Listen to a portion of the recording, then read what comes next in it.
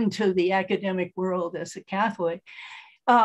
Later, I met him as when I was the president of the Pontifical Academy of Social Sciences. And when I knew him in person, I knew him as a fellow academic.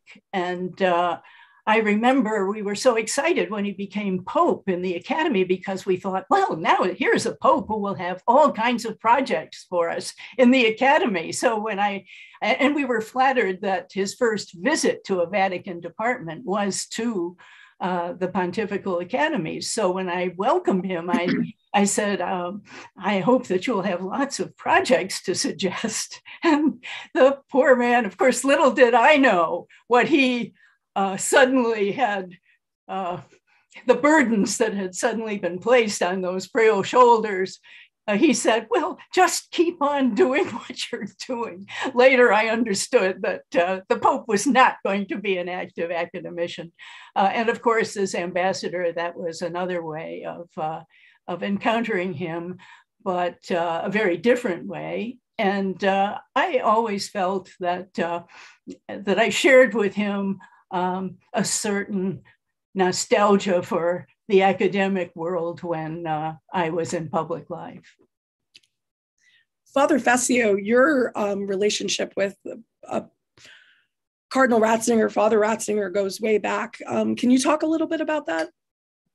I can talk a lot about it, but we probably don't have enough time. I'll give you a short version.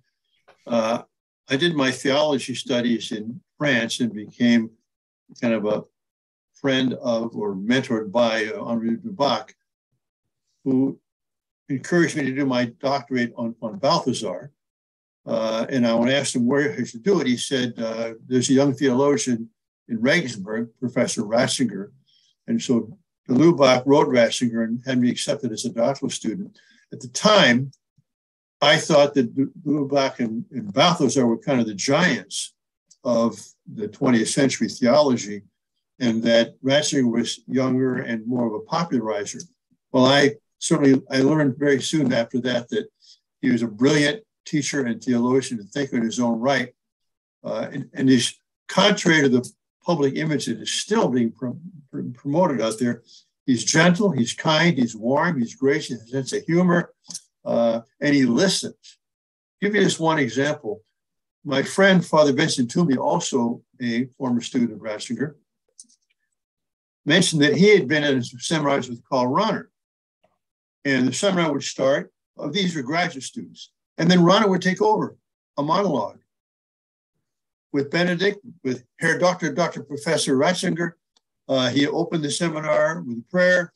He'd have a presentation. He'd make sure we all would speak. He'd encourage us to speak, especially those like me who didn't know German very well. And at the end of an hour or two, after listening the whole time, he would sit back and with one or two beautiful German sentences, he would summarize the entire discussion, synthesizing things, putting things into context, making us seem better than we were. It was like being a symphony with him. You know, all these instruments are playing, and then he, as a conductor, suddenly brings them into the grand finale. Just phenomenal. So that was my experience of him as a teacher. Then, of course, when I came back to the United States, one of the reasons we founded Anxious Press was precisely to publish in English his works and those of Balthasar and de Lubac. And so that's a great blessing for us that we've been able to do that. Fran, can you talk a little bit about your experience with Pope Benedict? You wrote a little bit about it in the Wall Street Journal last week. I had two wonderful conversations with him in the 1980s. I was editor-in-chief of the National Catholic Register at the time, but that's not the reason I got the conversation. We had mutual friends. Father Fessio was one of them. Andre Emery was another, who was one of the founders of American Communio. But mainly it was Monsignor Dick Malone, my wife's uncle, who worked for him for many years. And so it was an off the record. Both of the conversations were off the record, but very relaxed because it was a safe environment for both of us, mainly him. And he just, again, I'd echo what Marianne and Father Joe said. I mean, he just had a simplicity, but a razor sharp clarity in his intellect that was just marvelous. And also, like Marianne, I mean, I encountered him originally through his writing. I mean, I think I was astonished when I read Theological Highlights of Vatican II, for example, because you read that book, which he wrote just shortly after the council, and any idea that he was a reactionary or ultra-conservative gets blown up. I mean, he was an extraordinary mind. And then if you read Faith in the Future, which are his radio talks that he gave in 69 and 70, he saw where we are now 60 years ago. And it's amazing, just amazing. So to me, I mean, it was one of the graces of my life to have any contact with him at all. What is your main takeaway from those two conversations? Hope. I mean, that was the amazing thing. I mean, I think Archbishop Chaput kind of captured it when he said things to remember about Ratzinger are two couplets. One is faith and reason, and the other is realism and hope. I mean, that you read him, and there's a profound realism about the hardship that the Christian life can be in the world, but also hope. And when you think about it, he belonged to a generation, as Father Joe said, I mean, with Balthasar and de Lubac and Wojtyła, that went through this furnace of the Second World War and the atheist theologies, which give people plenty of reason to despair. And he never did. He came out of that with a renewed hope and an absolute confidence in Jesus Christ, which is interesting. I find people who've suffered very interesting. They're the most interesting people in the world. And he clearly did. Well, to come from Germany and still have hope at that period of time, really amazing. I'm interested that Father Fessio said his first impression was that maybe this Ratzinger was a popularizer, because what strikes me about those early writings is the special gift he had, and a gift that we do not ordinarily associate with theologians or lawyers for that matter, that is the gift of communicating without dumbing down. He really had that. And as Pope, I think that's one of the reasons that he surprised so many people at how easily he stepped into the public square. He was able to communicate at so many levels in a clear and consistent way. Yes, you know, Mary, and we would, after he became a Archbishop of Munich and Freising, his doctoral students formed the Schülerkreis, the circle of his students. And every year we'd meet with him and we'd have mass together, and we'd have some meals together, and we'd have a seminar. And just like in his classes, he would speak without notes, druckfähig, it was ready to print. He spoke in paragraphs, you know, beautiful paragraphs. And I remember years later, we were publishing his books, and there was a little book. It was 2 lectures given at the Bavarian Academy, one by Roger Habermas and one by Ratzinger. They're both in German. And so I began to read them to see if we wanted to publish them or not. I'm reading Habermas, and honestly, I couldn't understand a single sentence. And I said to myself, gosh, maybe I forgot what little German I had. I can't. I turned to Ratzinger. It was limpid. It was clear. It was profound. I compare his writing to John's Gospel. John's Gospel is the easiest Greek in the New Testament, unlike Paul's letters, for example, but it's also the most profound. And that was the kind of writer he was. And like you say, Marianne, that book, Introduction to Christianity, that was lectures he gave at Tübingen in 1968, I think. And that book is still a classic. It's a phenomenal book. Unfortunately, because it was a series of classes, he ran out of time. And so he's got Father, Son, and Holy Spirit. Holy Spirit doesn't get too much time in that book because he'd run out of the semester, you know. But it's a great book. By the way, you know, he didn't write very many books as books. Almost all of the books we published by him are collections of essays, articles, homilies, speeches, and so on. But he didn't have time to write books.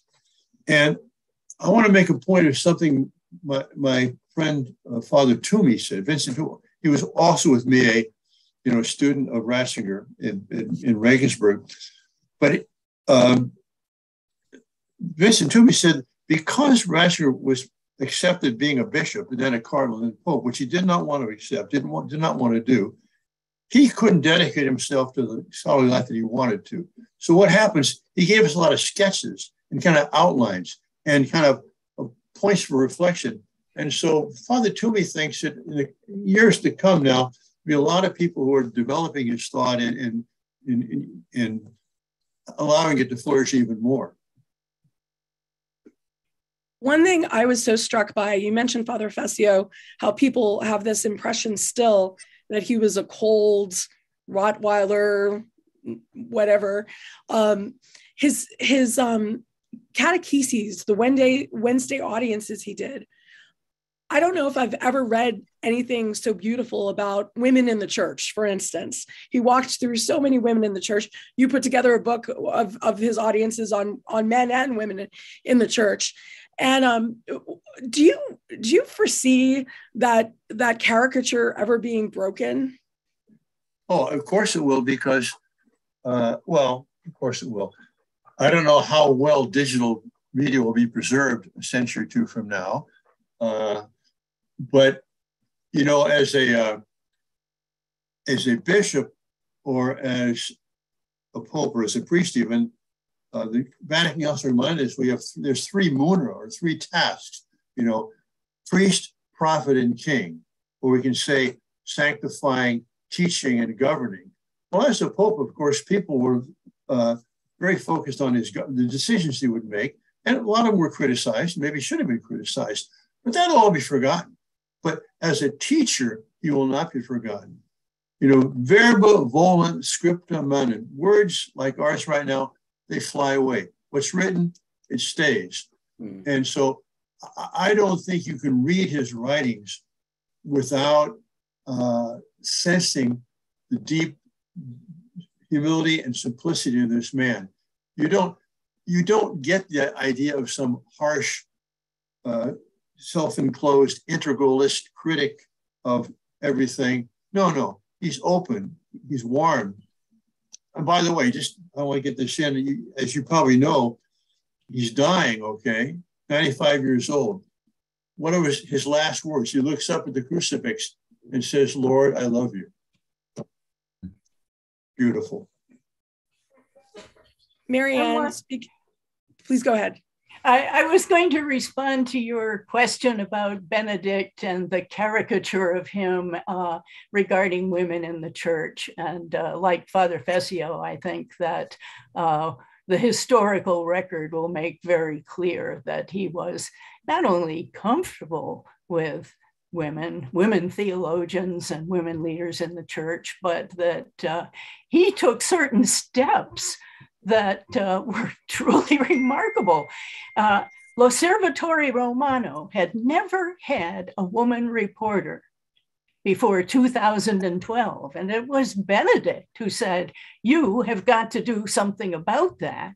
And it was Benedict who was responsible for hiring a woman journalist, a wonderful woman named Lucetta Scarafia, a historian and a journalist, to join the staff of L'Osservatore Romano and to bring with her a group of women. And I do think that he would have done much more if it had not been for the fact that he stepped into a situation where he was faced with challenges of a sort that he had never had to deal with.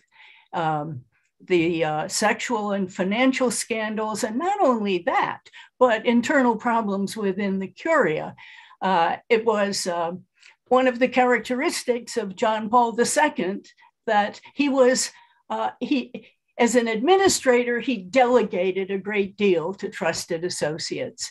And that was wonderful, but after 30 years of delegation, there were certain pathologies that just internal administrative pathologies that Benedict had to deal with.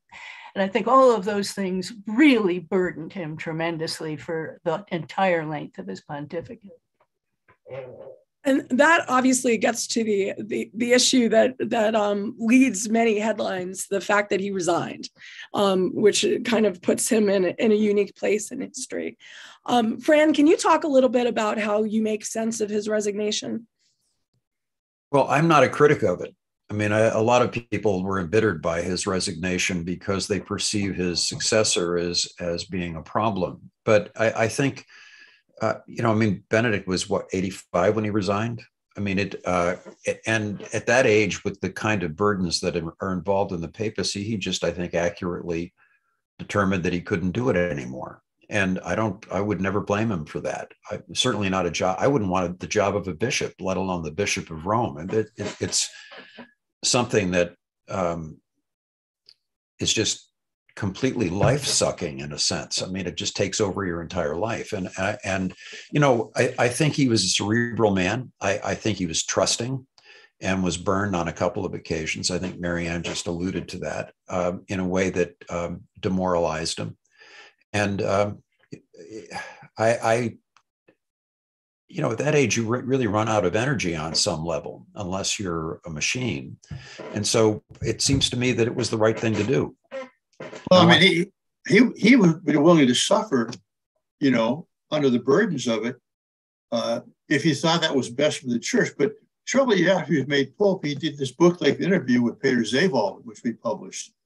Title I forget because there's 2 or 3 of them. But I immediately noticed in this one question that Zewald asked, because Zewald was a good interviewer, and he asked a very direct question. He said, well, Holy Father, could a Pope ever resign?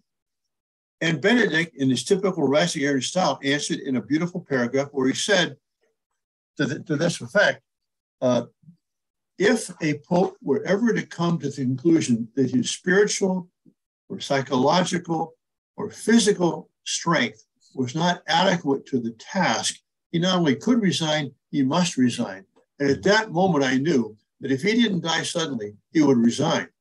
Because he had good health, more or less, but he was frail. He wasn't a John Paul II athlete.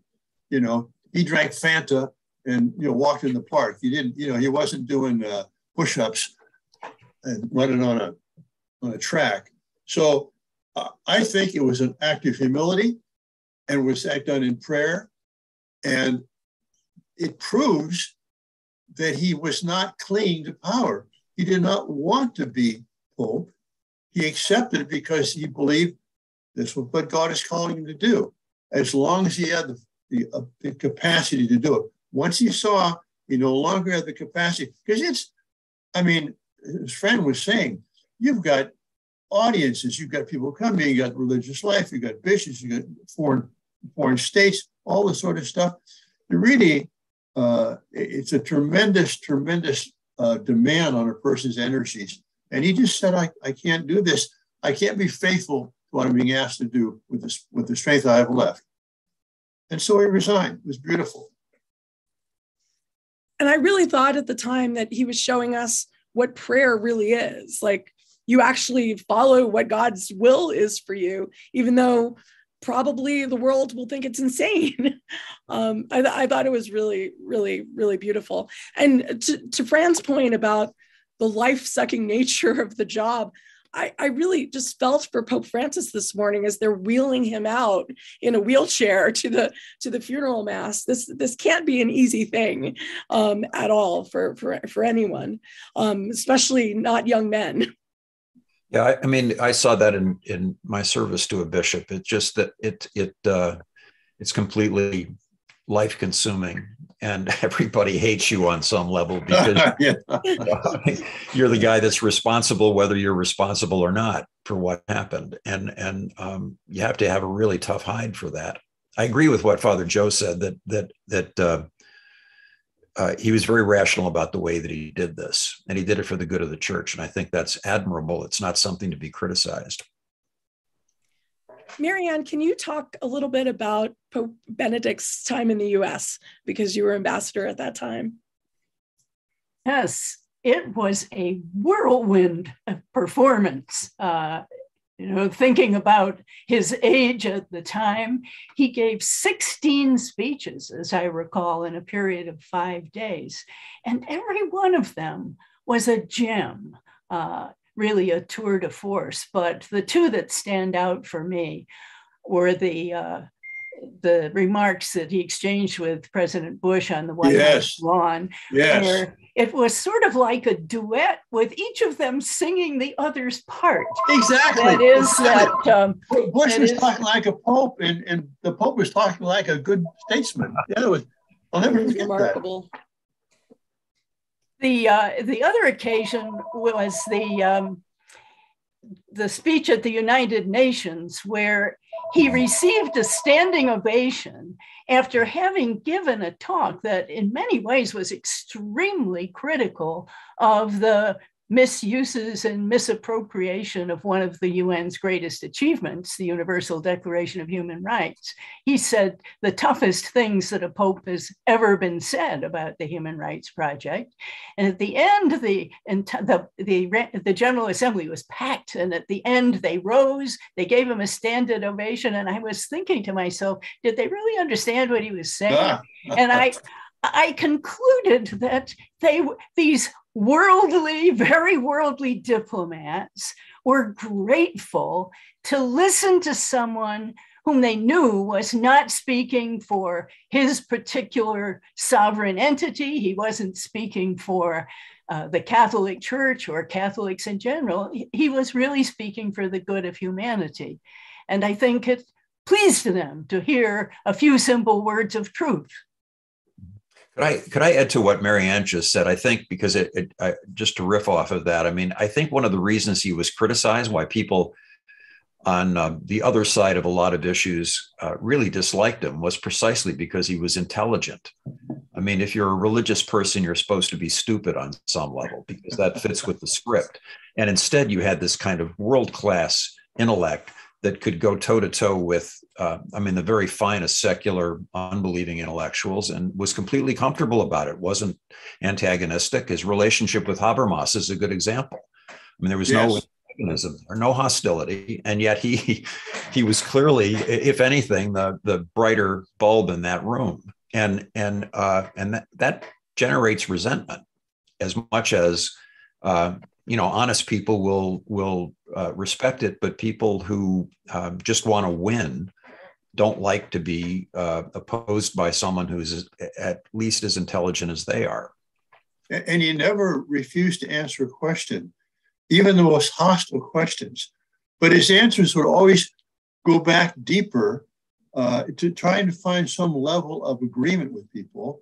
Like even his first encyclical, God is Love, he goes back and talks about Eros and Plato and something which philosophically people can agree upon before he, expounds upon the deeper revelation of love that comes in Christ. But like you say, Franny, he was brilliant, intelligent, but he also he did not push himself forward. He did not argue in a way that was presenting himself. He was always trying to find the truth. He was really a truth seeker. If you read, just to talk about the things that have really affected us individually, everybody comes to his work in a different way. But I think his Regensburg lecture is. Oh my gosh! And that was in 2006, and then in 2010 or 11 that he gave the Freiburg talk. I mean, that was also just an extraordinary, just a tour de force. And again, very tight, very thorough, very clear, and simple, but powerful. And that's the way that he thought and the way that he wrote and talked. And can you talk your a little mention bit more of about excuse me. No, go ahead, please. I just wanted to pick up on that mention of the Regensburg lecture, because just recently I had occasion to think of how that talk has penetrated the world of Islam in a very interesting way. In November, there was a meeting, the first time ever that the G20 was preceded by an official event called the R20, the G20 had finally decided that religion might have something to do with achieving their goals of peace and prosperity. And the event was organized in large part by the world's largest Muslim organization with 100 million members. And this organization is mainly based in Southeast Asia. That's why we don't hear enough about it. But it is a group that has accepted the principles of religious freedom, of pluralism, that religion cannot be used as a pretext for violence. And in their official documents, they speak of Vatican II as an influence on the way they think. So I've now been in several meetings with them. And when I hear them talk about Vatican II, it is very clear to me, at least I will say it seems very clear to me, that they really studied the Regensburg Address. And they really got the central point, which was ignored by all the press, or nearly all the press at the time. They really got the central point of the synergy between faith and reason, because they are all calling in almost the same words sometimes for the same things that Benedict was calling for in his discourse at Regensburg. Yeah, Marianne, two things on that. One, most people don't realize that the largest Muslim country in the world is Indonesia. You don't hear much about it. And there is persecution there, but there are Catholics, many Catholics in Indonesia.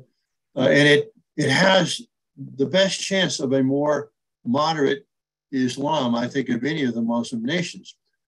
There was a second point I was going to make, and I forget what it was, but it'll come back to me. Sorry. Marianne, can you talk a little bit more about his impact on religious freedom and what we can do to unpack that?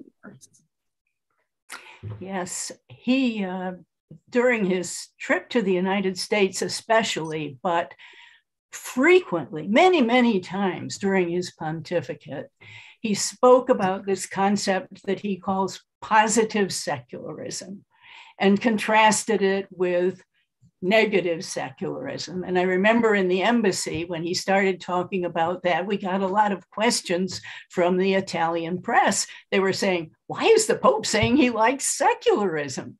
And it gave rise to a great deal of introspection and discussion in Europe about his idea that you could have a liberal democratic polity that views religious freedom as important for the sake of religion, not to protect the state from churches and religion, but to protect religion. And he came to the United States and he dwelt on that subject in his 16 speeches. He said that you have this most wonderful inheritance, and praised it extravagantly. But then, in typical Ratzinger fashion, he said, it's easily lost. And he explained why in his discourse to the bishops, in his discourses in the Washington National Stadium, in the UN, and in the White House South Lawn. He sounded that theme over and over again. You have something precious to give to the world. Don't throw it away. Yeah, and I remember the second I want to mention, because Fran, you brought it up, as one of his great moments, that speech in Regensburg on September 12, 2006. And of course, all the news, especially in the West, was about his critique of Islam and how terrible that was and so on.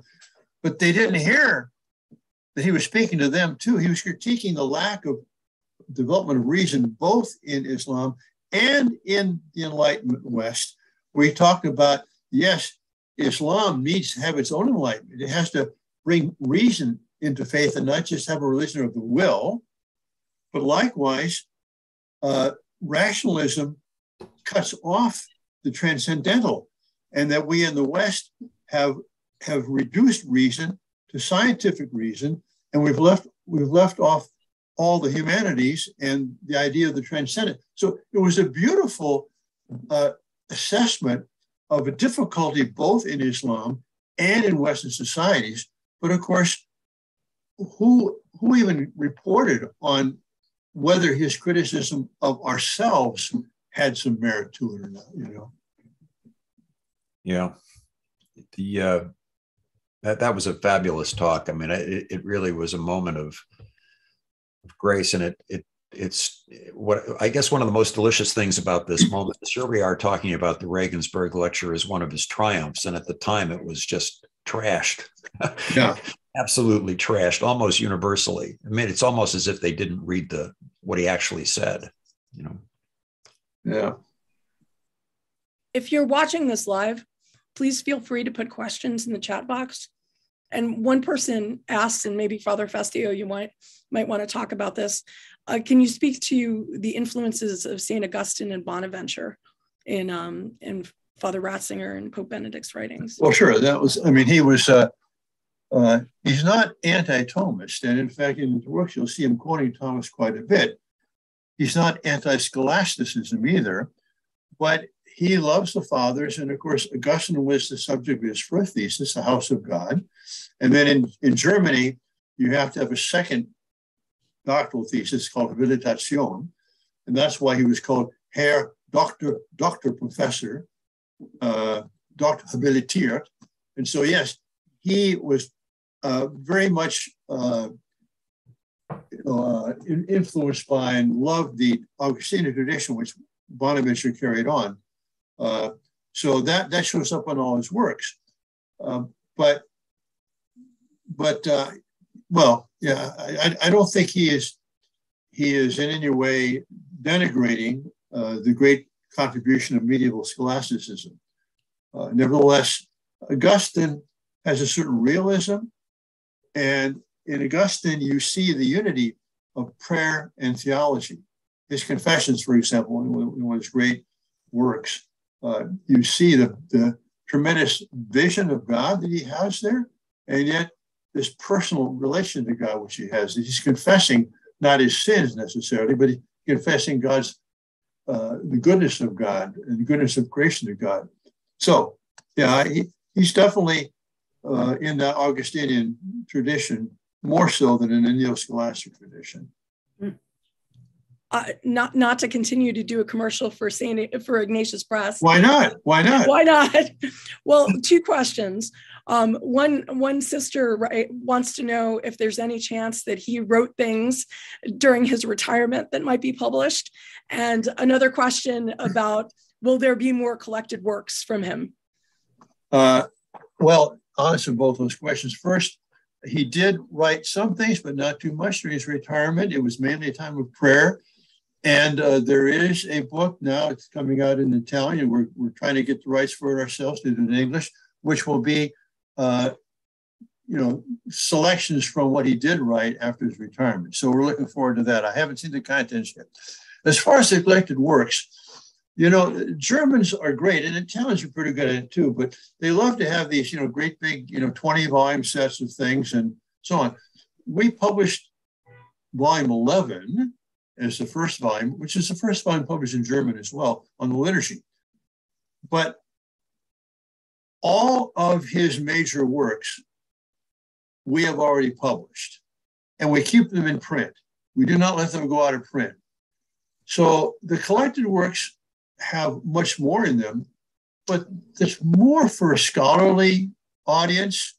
And I figure if you're a scholar on Meshach, you better learn some German. So we're not contemplating yet. However, since this is the National Review Institute, and you people have tremendous fundraising abilities, if someone there thinks it's that important and wants to get us the funds to produce all of it, we will do it. But it's very expensive to translate German in these big volumes and publish them when you don't have a big market for them. A couple of people are asking questions. Maybe Marianne, maybe you might want to start us talking about his Pope Benedict's reverence for beauty, and that as part of people are talking about him possibly being a doctor of the church, and beauty and culture being a core part of that. He said something. I don't know where he said it, but it struck me at the time. He said, more people have been brought to Christianity by her saints and her and Christian art, her saints and her beauty, than by theological writings. Now, I happen to be one of those who got an awful lot out of Introduction to Christianity and other works, but I think that that is true, and I think it reveals something very important about Pope Benedict, his own love of beauty and appreciation of beauty. Fran, do you want to add anything to that? Yeah, I Marianne just stole my line. I mean, that's good. I had written this down before getting on the interview, but I was in a hurry and I forgot it. But I mean that the connection of truth and beauty was really very powerful in Ratzinger. And as a young man, I was raised in a very Catholic family, got to Notre Dame, immediately pulled the ripcord, for 4 years until I met my wife and then came back. But it's the thing that reaches the head in Ratzinger is the clarity and the sharpness of his intellect. But what reaches the heart is his attention to beauty and the connection. It's not enough simply to have a very powerful intellect. You have to have a sense of love too, and beauty is connected to love, and that it just pervades everything that he writes. It also pervades his life. I mean, his love for music, his love for art was reflected in his entire personality. And so I think the point that Marianne made is a really essential one. You can't understand him simply as a brain. You have to understand him as a person who had a real capacity for love and expressed that through his own deep connection with beauty.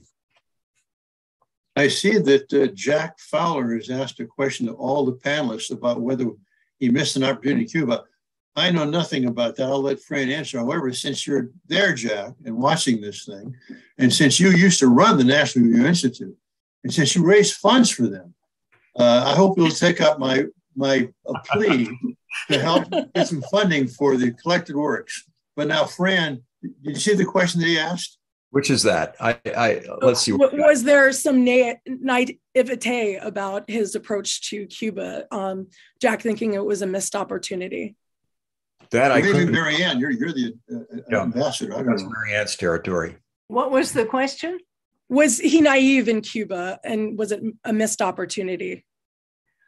Oh, well, I think he always tried to look for the good in everybody, every situation. And if that's naive, well, I don't think I can condemn it. Well, I remember I went over to Rome for the canonizations of John Paul II and John the 23rd. And before I went over, I held my breath and read what Bill Buckley wrote about John the 23rd. And he wrote the most beautiful obituary. He famously wrote beautiful obituaries, but he was obviously critical of John the 23rd, of Pacem in Terris and other things. But when John the 23rd died, he said, we need people to look to our better angels and see the best in people, even if it's politically naive. And I thought, yeah, I know there's something more. There's more to life than politics, right?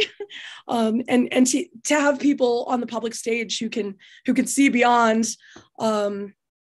is important. That Bill Buckley even saw that, I thought was beautiful and an important reminder. Yeah, I mean, as our strengths always have weaknesses associated with them, and I would say, Marianne, you're right on target there. He did see the good in everyone. He looked for the good, and he found it. But because of that, he sometimes overlooked personally the problems. I mean, he as far as intellectually seeing errors, he could see those very clearly. But he trusted people too much. He was not Reagan-esque enough to trust but verify. Mm-hmm. And so he was betrayed many times in small ways and large by those around him. It's unfortunate, but it's because of the goodness of the man. And as Marianne mentioned earlier, I mean, this is not unique to Pope Benedict. Pope John Paul II was burned by people. I think Pope Francis is probably experiencing the same thing. Marianne, can you give us a little preview of the book that you've been writing? Well, I have a book coming out from Penguin Random House called In the Courts of Three Popes, where there's a subtitle that will tell you a lot about it: An American Lawyer and Diplomat in the West's Last Absolute Monarchy. It's sort of a political science look at the Vatican over the period of three pontificates from a definite outsider. It's not an insider's book, but somebody who had glimpses here and there. And the story about administration, I think, is one that people don't well understand, the way in which in the long pontificate of John Paul II and in the pontificate of Benedict, both of them had a tendency to delegate a great deal to trusted associates. And as Father Fessio says, not all of those associates lived up to the confidence that was placed in them, which left Pope Francis. And here I had a chance to, as I chaired a committee of lawyers at the request of Benedict, I chaired a committee on litigation against the Holy See in the United States. And then I was chair of a committee to look into the affairs of the Vatican Bank. And I had a chance to see just how complicated, difficult, and deeply disappointing to a man like Pope Benedict it was to see the betrayal. And I know Fran Meyer has written about this and would agree with what I'm about to say. Sometimes it's said rather glibly that the Holy See should rely more on lay people. And there I have to say that in the case of finances, it was a good deal of reliance on lay people that got them into trouble.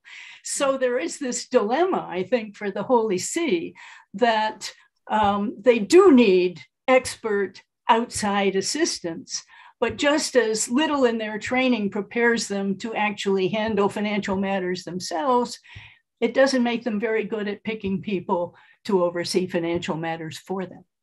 Yeah, I think most people misunderstand or don't fully understand the fact that every major diocese is a multi-million-dollar corporation. And when you're talking about the Vatican, you're talking multi-billion-dollar corporation.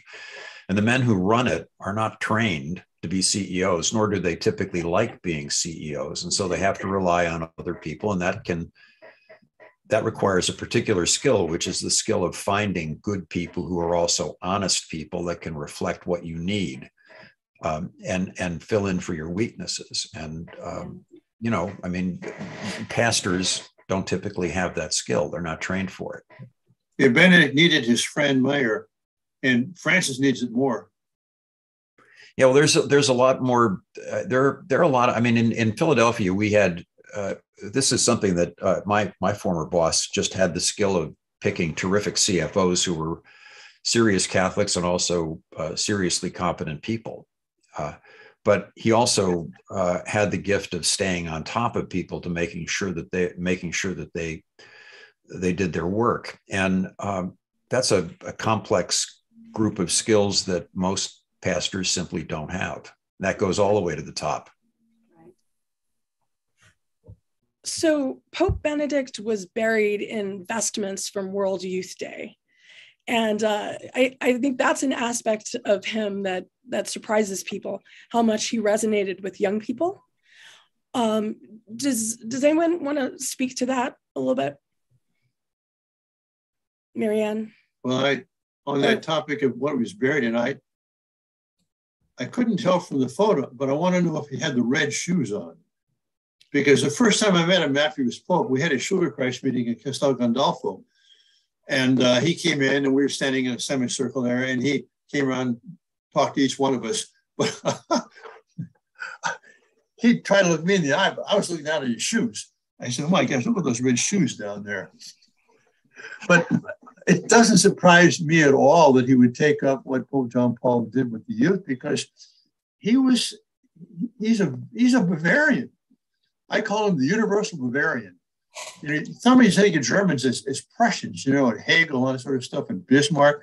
But no, he's the guy that has the lederhosen on, you know, and with the band marching through the town and drinking. He would drink a mug of beer once in a while, as well as his Fanta. But no, he was a very, very personable person, and kids loved him, and young people loved him, especially. You know, World Youth Day is not for children; it's for, you know, teenagers and college student types, and these are people that are looking for answers. They're confused. They're in a world full of fake news, full of advertising, full of all kinds of distractions and temptations. And here's someone who can speak to their heart. You know, like John Paul II did. But there were different emphases. There are two different popes, but they both, I think, by their holiness, had a universality about them that was attractive to everybody, including young people. Could I make an observation? There's a question that was asked a little while ago about what's a good book to get into Ratzinger with. And, you know, I mean, obviously, Introduction to Christianity is a tremendous text, but for people who are unfamiliar with his work, I really do recommend Faith in the Future. Yes. Because it's a simple book. It's a short book because it's collected radio talks, and it's absolutely brilliant. It speaks directly to our circumstances right now. And the last chapter on the Church of the Future is so prophetic. It's brilliant. He describes exactly what we're seeing now, but he said it 50 years ago. Go to www.ignatius.com. Get your copy. Can I add two more books to that list? Okay. I think a very good way to get acquainted with Ratzinger's thought is the two conversations he had with non-believers. I think the conversation with Habermas is well known. Less well known, but equally interesting, is the conversation with Marcello Pera, who was president of the Italian Senate. I think an agnostic before he had the conversation with Benedict, and maybe something a little closer to Christianity afterward. But the mere fact that Benedict wanted to engage the challenges that were put to him by leading philosophers and statespersons on very difficult issues tells you a great deal about why it's such a mistake to characterize him as a person who was closed and tradition bound. And the subject of both of those conversations was a terrifically important subject for Europe. The question of whether a liberal democratic egalitarian experiment can sustain itself without the Christian foundations on which all of the humanitarian ideas of those regimes are ultimately based. Let me recommend another book. Was that the book Without Roots? Senza Radice, yes, Without Roots. That's the Pera book. Yeah. Yeah, well, let me recommend another one. I'll begin with an anecdote. Father Christoph Schönborn and I were both students of Ratzinger in 1972. He became, as you know, Cardinal Schönborn.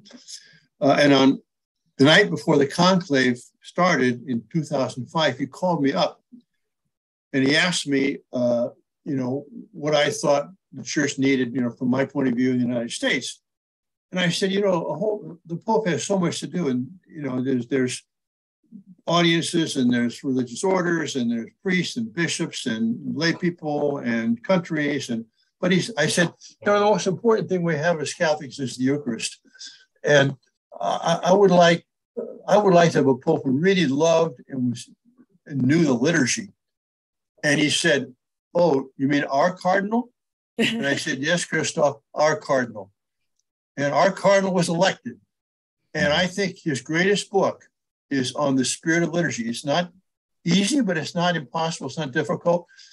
If you want to learn about liturgical prayer and the Mass, that's the book. I recommend it for everybody. Mm-hmm. Well, I would just add, for people who are new to Pope Benedict and really just want to grow in holiness, some of the collections of his Wednesday audiences that you have at Ignatius Press, I think are just beautiful. Again, on holy men and women, on the virtues. There are a number of possibilities there for people who just want to grow in holiness and not necessarily read about world events or the liturgy. So we have less than 10 minutes. I wanted to give everybody an opportunity to just talk about what you think his most enduring legacy is, what we need to build on. Just final thoughts about the life and the legacy of Pope Benedict. Marianne, would you want to start us out? I think that even if he had never become Pope, that his legacy would have been the legacy of one of the great theologians that the church has ever had. And as I've mentioned before, a theologian who had an unusual ability to communicate to all sorts of audiences. And I think that will last for as long as the church looks at learned and faithful men to help us understand the times we live in. I think also his legacy from before becoming Pope will involve his role as a leading thinker in Vatican II, and someone who throughout his life attempted to carry forward the challenge of Vatican II, which was to bring the message of Jesus Christ, our Lord and Savior, to a world that is increasingly de-Christianized. Now, as Pope, I think that he will also be remembered as a great Pope, despite the many challenges that I think prevented him from reaching the fullness of all the things he would have liked to do. And I think one reason for that was he was a very effective moral witness, a witness to the truth on the world stage. And I'm encouraged in that thought because I recently read a history of the papacy, beginning with popes from year one, going right down to John Paul II and Benedict. And it's sobering reading, friends. Mm-hmm. And my main impression when I closed that book was how fortunate we are who have lived in the times of not one or two, but many very great popes. Mm-hmm. Father Fessio? I would say amen. I could have said it better, really. I'm a publisher. I don't write or speak. I make public what other people write or say. So I would just simply say I completely agree with what you said, Marianne, and it was a perfect testament to the life and legacy of this man.